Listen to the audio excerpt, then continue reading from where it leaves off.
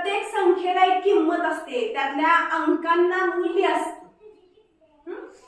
म्हणजे काय? मूल्य म्हणजे काय? तर किंमत। प्रत्येक संख्येला किंमत आहे, त्या एक विशिष्ट स्थान दिलेले आहे किंवा त्याला काय म्हणायचं हे त्या स्थानांना नावं दिलेली आहे। आता आपल्याला एक शब्द बघायचा आहे, दर्शनी किंमत। दर्शनी किंमत बघा, आपल्याकडं देवाला आपण जातो आणि काय घेतो? दर्शन। काय घेतो? दर्शन। बरोबर या कृतीचं लक्षात ठेवायचं, दर्शन घेणे। दर्शन घेणे म्हणजे दिसणे किंवा पाहणे। पाहणे हा शब्द लक्षात ठेवा, दर्शन हा शब्द लक्षात ठेवा, म्हणजे दर्शनी किंमत कळेल। बघा, मी काही संख्या लिहिलेल्या आहेत, या संख्या दिसतायत का? हो। संख्या बघितल्यानंतर आपल्याला लक्षात येतात की याच्यामध्ये वेगवेगळे अंक लिहिलेले आहेत।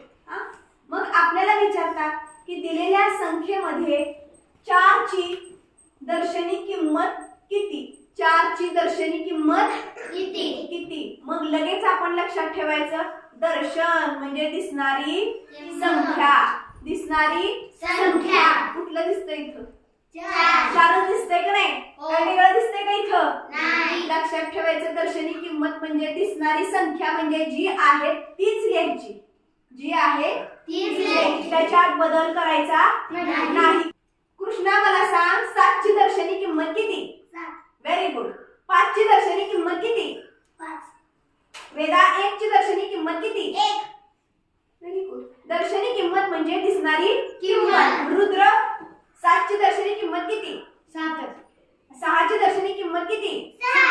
Very good. म्हणजे दर्शन देणारी संख्या, दिसणारी संख्या आहे तशी लिहायची, म्हणजे झाली दर्शनी किंमत। त्या संख्येचं तेच मूल्य सांगायचं, तीच संख्या लिहायची, म्हणजे दर्शनी किंमत झाली।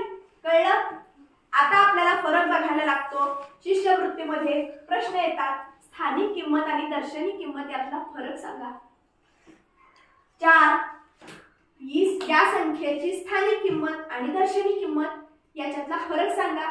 मग 4 ची स्थानिक किंमत किती? 40। शाबाश, बरोबर आहे। आणि दर्शनी किंमत किती आहे? 40। फरक काढण्यासाठी काय करणार? कशामधून काय घालवणार? 40 मधून 4 घालवणार। कळलं का? स्थानिक किंमत आणि दर्शनी किंमतची आपल्याला फरक विचारलं तर आपण लगेच तिथं वजाबाकी करायची।